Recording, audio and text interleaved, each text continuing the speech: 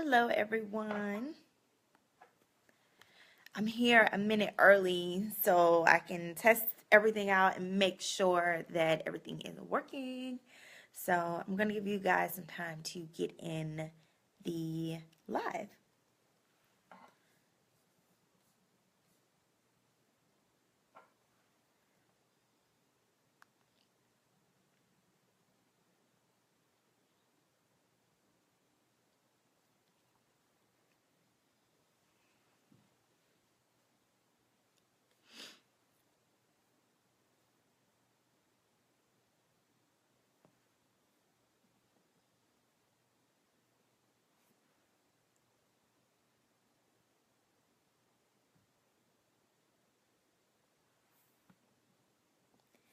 Hello, hello.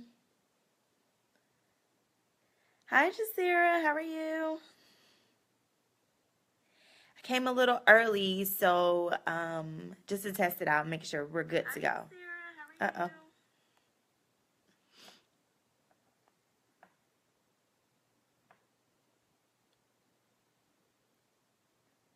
Thank you for having me, Jasira. I really, really appreciate it. Really appreciate it.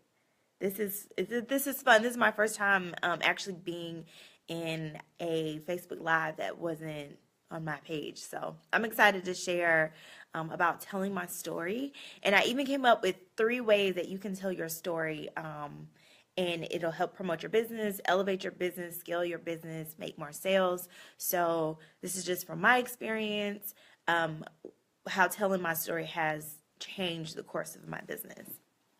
So I will give it a few more seconds and then we can get started.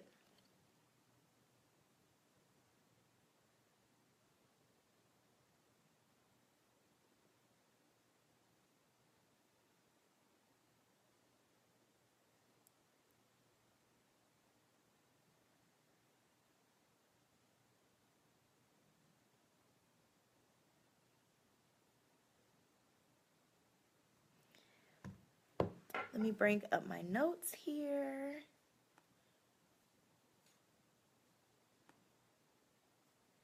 Hello, hello, hello. Good morning. Good morning. How are you? I'm going to bring up my notes so we can get started. Okay, so hello everyone. My name is Rachel Hill, and I am a travel influencer and digital strategist, and I run the travel blog racheltravels.com. So I'm going to give you guys a quick background story, and then I want to actually get into 3 ways that you can tell your story to elevate your business. So before I became a travel influencer, I had the life that everyone tells you to have, right? So went to college. I went to FAMU, graduated. I was in a 5-year program, so I got my bachelor's degree and I got my master's degree. And then I went on to work for a Fortune top 50 corporation. So this corporation, everyone knows this household name. And, I started working and I scaled very quickly in the business because I was in a leadership program. So within like 2 or 3 years, I was making 6 figures. So I was super young, and then I was living in New York City, and then I lived in New York for about a year, like a year and a half, and then I moved to Philadelphia. So I was young, I was vibrant, I was making a lot of money, and I was depressed. So I was clinically diagnosed with anxiety disorder and depression. And I realized something wasn't right when I would go to these large meetings and have to do these presentations in front of the VP and his directors and all these big people. And then once it was over, I would go to the bathroom and I would have like this mental breakdown where I would be sliding down the wall and crying and trying to pull it together just so I could go back to work and act like nothing was wrong. And then I worked in IT. So this is a heavily white male dominated field. So as you can imagine, I was young, I was black, I had a master's degree, and I was working in an area that's dominated by older white men. So it was quite difficult to make a transition and to get the type of help and support from a professional and career level. And I think that was probably one of the ways that I kind of drifted into this anxiety disorder and depression, because I felt like I had nobody, really to help me navigate through, my first real corporate job. So, long story short, I worked in corporate for about 4, almost 5 years. And then one day I was just like, forget it. I'm just going to do what I want. Like, I'm smart enough. I can always go back to work. I have like the name of this company behind me. I have this experience. And I've always loved to travel. I've been traveling since I was 17. And I decided I was going to leave everything behind. So I literally sold 80% of the things in my apartment, and then I gave away the other stuff, and then whatever didn't fit in my car just wasn't going to go, and left my six-figure, amazing salaried corporate job, my amazing downtown apartment, all of that good stuff. And I went backpacking through Southeast Asia for 3 months. So by myself with literally a book bag, and that was it in Asia. And so while I was away, I started RachelTravels.com really to tell my story as I was traveling, the people that I was meeting. And as you can imagine, my parents and my friends were like, thought I lost it, right? So I really just started the blog as a way to kind of share my experiences with them, and not for anything more than that, because the goal was to come back home, find another job, and keep it moving. So as I was away traveling, I realized, well, actually I was in the Philippines, and a owner of the resort emailed me, because we were emailing back and forth, and he basically offered to pay me to write a review on his resort. And so that was when I first realized that there was an opportunity for me to make money as I was traveling. And when I came back, long story short, I realized there was like a gap within the field of, or the industry of, Black travelers. So that's how I started as a business. But then I saw that it was moving quite slowly, because people saw my pretty pictures, but they didn't really understand like how I went from, you know, how did I become this person that just is traveling and has all these pretty pictures? And lo and behold, I had a conversation with a young lady who basically told me that I needed to tell my story. That as soon as I started being super open and transparent about, my anxiety disorder and depression, then things would change for me. But I was I was very much ashamed to share the fact that I had anxiety disorder and depression, because as we know in the Black community, having mental disorders and mental illness is kind of a taboo sort of thing, right?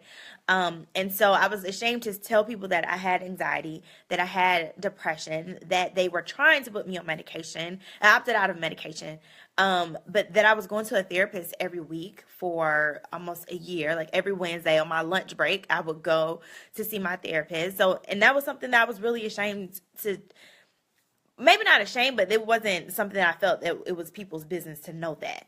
But it wasn't until I started sharing that story that I became more relatable, because a lot of people don't really like their corporate jobs. They feel unappreciated. They have, episodes of anxiety attacks or feel depressed at times. So it wasn't until I told my story and people started to relate to me and identify with me that I was able to, one, scale my business, but really become a person of influence, because I wasn't so far removed from the next person. I think a lot of times when we look at social media or people in business, sometimes it's hard to relate, because we feel like they're up here and I'm just now getting started, not realizing that a lot of people that you think are up here are really like right here.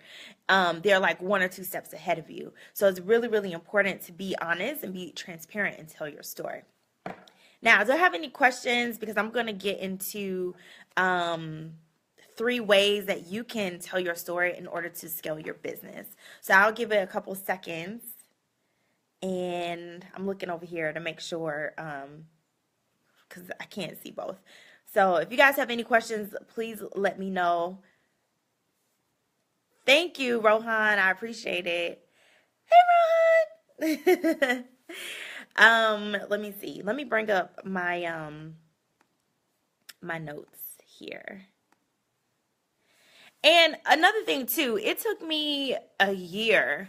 So although thank you, Rohan, appreciate the compliment. It actually took me a year to work up enough courage to decide to truly leave this very comfortable life. I mean, as you can imagine, I was 24, 25, 26, making six figures. Like, I never made that much money in my life. And then, I was living in New York for a little bit and then Philadelphia. So every other weekend I was like in DC. I was in these streets. I was young. I'm only 30, but I was super like right out of college. I had more energy. And I was in these streets. I was in New York, like literally living from Thursday night until Sunday night. I was just like on go mode. And I just had plenty of money to do any and everything that I wanted. And it still didn't compensate for the lack of peace that I didn't have and the stress that I had. And, the part that I didn't talk about was, the fact that I would get a text message at 11:58 p.m. on a Sunday night about changing, slides in a presentation deck. And I had to drive to New Jersey the next morning. That was like an hour and a half. So I'm just being introduced to you. I love this. Are you still traveling or blogging? Hi, I believe it's Rika. I hope I didn't butcher your name, but yes, ma'am. So I am still traveling. I'm still blogging. I actually just came back from Thailand last week. I did a project with Norwegian Airlines and with Amazing Thailand, which is the Thailand Tourism Board. So yes, I'm still traveling. I'm still blogging. I haven't put up a blog in maybe a couple weeks, but I have two blogs coming soon. Okay, so I am going to share with you guys. I just wrote down three notes. Three ways that you can tell your story, and these three ways, in my opinion, is what can help you scale your business, elevate your business, or become more relatable in your business. Like I said, once I started being super honest about my story and what I went through, and that I wasn't any different from the next person, and that I still struggle. I mean, it's plenty of days, like as an entrepreneur, it's plenty of days I'm like, damn it, I need to go back to corporate America. Like, I would love to have a consistent income. I would love to have some, really top of the line health insurance. And granted, I worked for a pharma company, so my health insurance was like A plus plus plus plus. But there's a lot of benefits that like a lot of benefits in working full time that you don't necessarily get as an entrepreneur. So there are trade-offs, but the trade-off is that I work from home. I get to travel when I want. I spend a lot more time with my family and friends. I'm way less stressed, right? I make less money at this point, but I'm less stressed, and I still get to travel, and I still go to brunch, and I still have a good time. So there are trade-offs though. I mean, when I was in Thailand, I actually had to go to the dentist there because it was like 1/8 cheaper to get the procedure that I got in Thailand than it was here at home. So anyway, let me get into the three ways to tell your story in order to elevate your business, scale your business, or be more relatable in your business. So number one is to be super open and transparent. And while I keep saying that, the thing is, you can be very open and transparent about your story, but you don't have to give all the minute details. People don't really want to know all the details, right? They just want to know that, let me know your story. Like, let me know that you were once maybe a struggling single parent and you were able to put these steps in place and get here. I'm interested in knowing that, you had it all and you were willing to give up everything in order to live the life that you truly wanted, right? Like, people want your story to feel related to you, to feel relatable, to know that you aren't some enigma out here. So you could be honest, you could be transparent, but you don't necessarily have to give all the details. All the details aren't necessary, right? Like, you'll just spend way too much time giving all the details. Thank you, Jasira. I appreciate it. But you do just want to be open and honest about it. You don't have to be ashamed about it. I realize, like, even in telling my story, it's very liberating. It wasn't until I told my story that even my family and friends were like, what? Like, I didn't even know that you were going through that. And so even through that, I was able to heal even more by, on a platform saying, look, I had all of these things and it just wasn't worth what I was losing in my sanity and in my peace of mind. Okay. Number 2 is show your transformation. So again, people want you to be open and honest, but they want to know what bridge did you build? What steps did you put in place to go from where you were to where you are now? And like I said, a lot of times when we look at people who have businesses or even like a celebrity or something like that, right? You kind of think that they're up here, and a lot of times people are only like a step or two ahead of you. So people want to know, like, how did you go from this place to this place? So step number 2, or piece of advice number 2, is to show your transformation, right? Show the couple steps that it took for you to go from point A to point B, or point A to point A3, right? Like, you still might be in point A, but show people what the few steps that you took so they can see that it's something that they can implement as well. So it doesn't seem like you're so far away from them. As my talent coach says to me, your job is to relate, and you do that very well. Absolutely. Relate to people. People don't necessarily buy your product or service. They buy the transformation. So that's what you always want to show, is how to transform from point A to point B. And I would say point number 3 is to continue to show your story and tell your story and show your transformation. So even in my business, I like to tell people about like a story, like what happened to me, even as I feel like I'm this travel influencer, whatever. Even in that particular space, I'm still learning, right? So there's a lot of things that I don't necessarily know. And it's okay for me to tell people I don't necessarily know that, but this is where I was and this is where I am now because I learned from this experience. So continue to tell your stories, continue to show your transformation, because transforming in a journey, whether it's through entrepreneurship, whether it's a personal transformation, whether it's any type of transformation, physical transformation, it takes time, and it's going to continue to evolve over and over and over again. So those are my 3 points. So I will run them down again.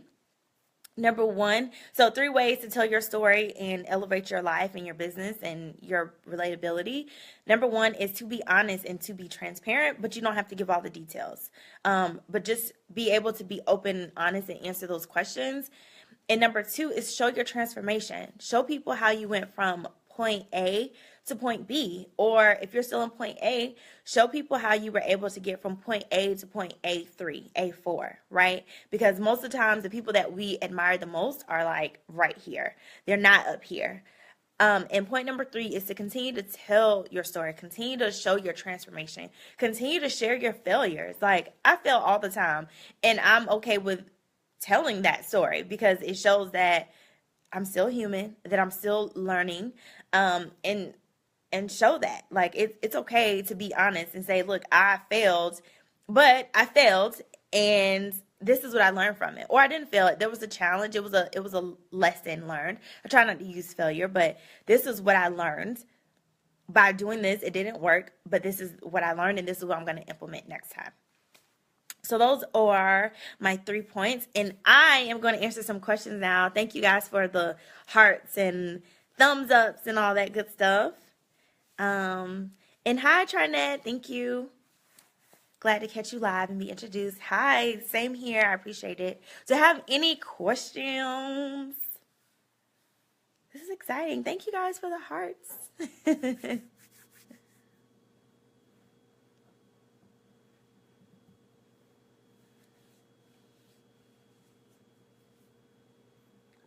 See.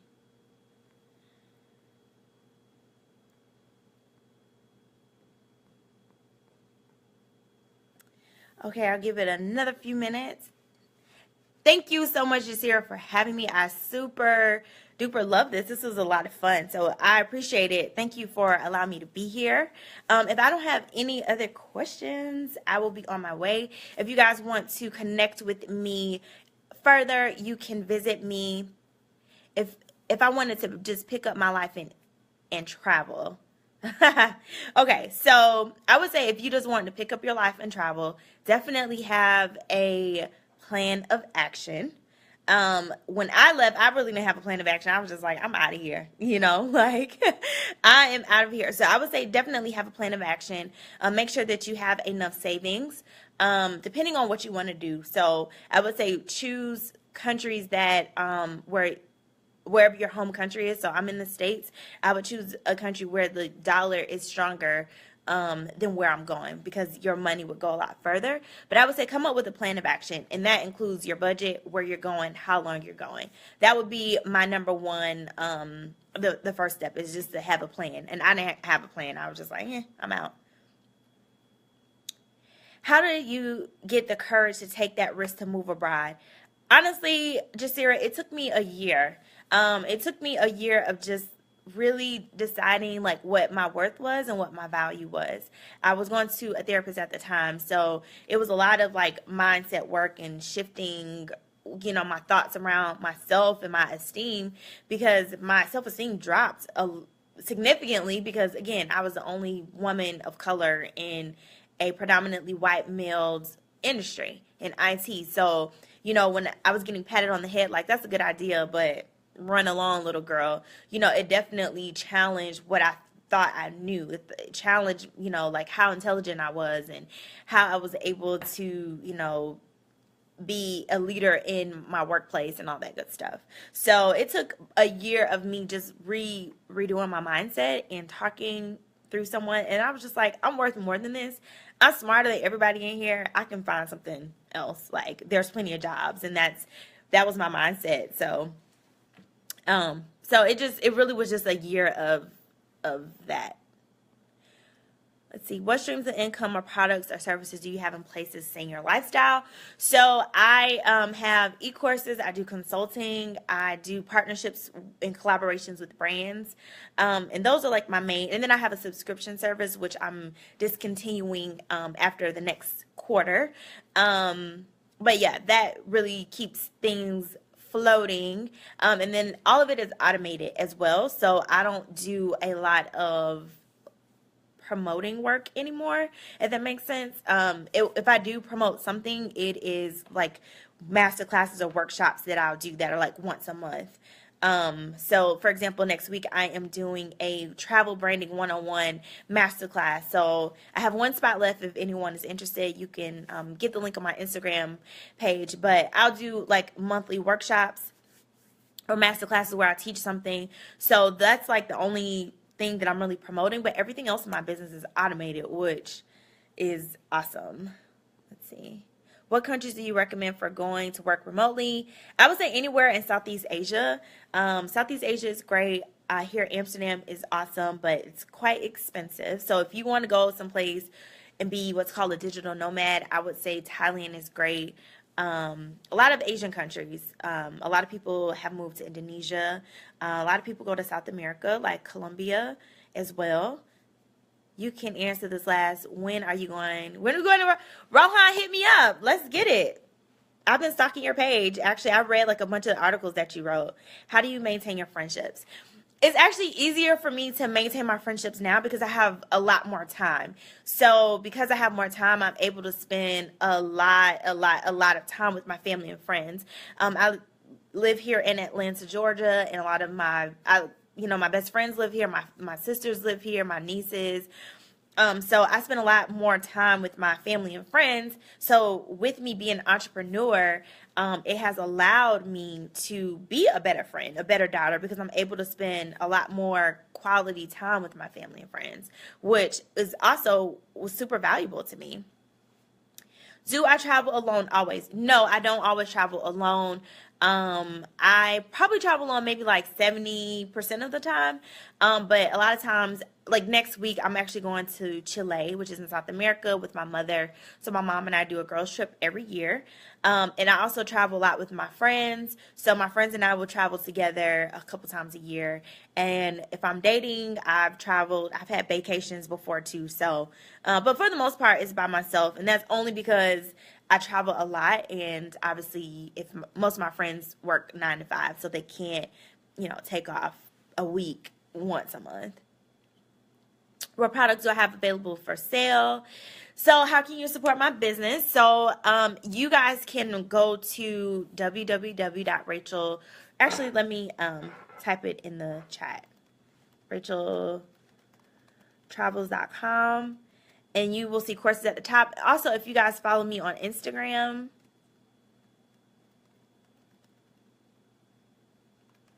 sorry, I'm typing this in. There is a link in my bio. I currently have a travel branding class. So if you guys would like to travel or want to start a travel brand, I'm showing you how to build a brand and how to monetize it. And that's going on next week. So you can click the link in my bio on Instagram. And then also I am doing one-on-one consulting. So if you want to talk about blogging, how to start a blog, if you want to talk about travel, any of those things, I am more than willing to chat with you about it. I love chatting. So when did your family and friends ever start believing in your journey?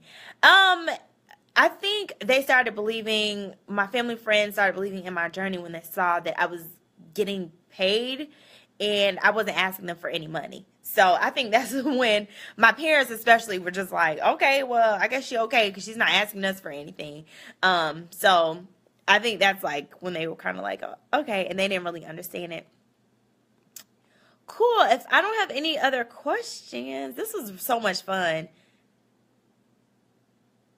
Yes, Rohan, I'm going to send you a message after this for sure. So the countries I'm traveling to next, I am going to Chile next month with my mother. And I am going to Grenada next month with a girlfriend of mine. So that should be fun. We are going to go. They actually have an underwater museum. So it's a slave museum. But it's sculptures that are underwater. So we're going to go diving to see that. And then I'm also thinking about either going to Portugal or Spain. We'll see how it goes. I have a wedding to go to. So I have to figure out how to fit all that stuff in there. Cool. Well, thank you guys so much. Jasira, I absolutely appreciate you for allowing me to join in. Sending love your way. Thank you so much, Rika. Sorry, I apologize if I didn't say that right. Thank you, Trinette. Thank you, Sharetta. I thank you guys so much. Sending love and light back to you guys. I look forward to connecting with you. You can find me on my blog. You can find me on Instagram. You can shoot me an email. All that good stuff. I am all around the internet. I speak Spanish a little bit. I feel like I speak Spanish really well when I'm in Spanish-speaking countries. I go into like survival mode. So, yeah. Anyway, I have a hard stop at 10:30. If you guys want to connect with me, please shoot me an email or follow me on Instagram or Twitter or my Facebook fan page, all that good stuff. But in the meantime, I will be chatting with you soon. Guys, have a good weekend. Bye.